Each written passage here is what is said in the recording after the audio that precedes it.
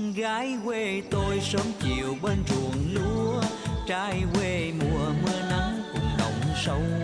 Dân quê tôi dù đời bao gian khó, chân chất hiền hòa như một điệu dân ca.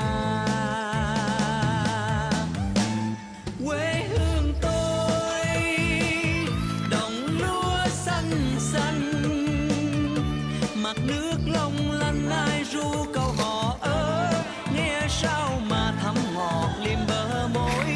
Thương quê tôi sớm chiều bao mưa nắng, nhưng vẫn không màng vách lá cột xiêu. Chờ ngày cây lúa tốt tươi, đồng xanh lúa chín, đẹp tình phù sa. Ai xa quê xin đừng quên bên cũ, có quê hương luôn chờ.